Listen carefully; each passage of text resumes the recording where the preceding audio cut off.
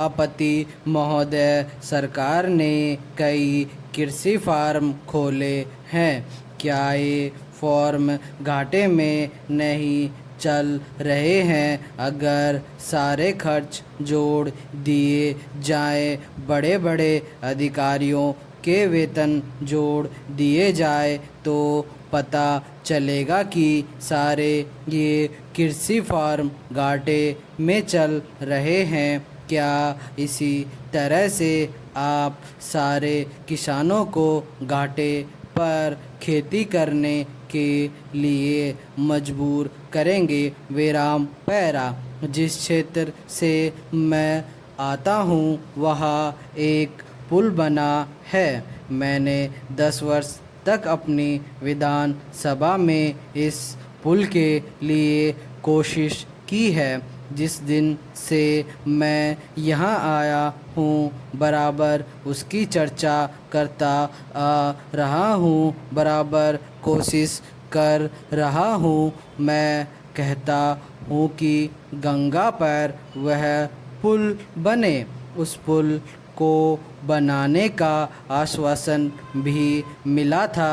एक प्रश्न के लिखित उत्तर में यह जवाब दिया गया था, यह कहा गया था कि इसको हाथ में लिया जाएगा।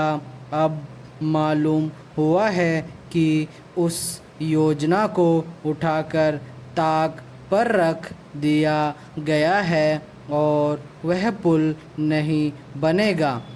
इन लोगों ने क्या कसूर किया है, यह मैं आपसे जानना चाहता हूँ। हमारे क्षेत्र के लोगों ने पाकिस्तान की लड़ाई में सरकार को हर तरह का सहयोग दिया था, हर तरह की सहायता दी थी। हमारे यहाँ के नौजवान भी मोर्चे पर जाकर डटे।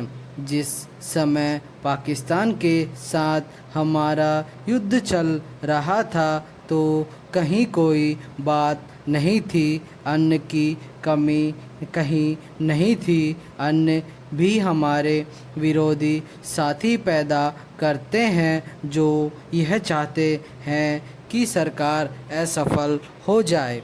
ये लोग जो कहते हैं उसको आप समझे। एक तरफ तो हमारे मित्र की बात है जो देश के बड़े बड़े शहरों में दंगे करवाते हैं, दूसरी तरफ हम जो कि इन बातों को नहीं समझ पाते, इनको सभी वे लोग मिल जाते हैं जो बेकार होते हैं या जो दंगे करवाने के लिए उत्सुक हैं। इसलिए सरकार का इन सारी चीज़ों की तरफ ध्यान जाना चाहिए और उसको सोचना चाहिए कि क्या तरीका इन सब से बचने का हो सकता है।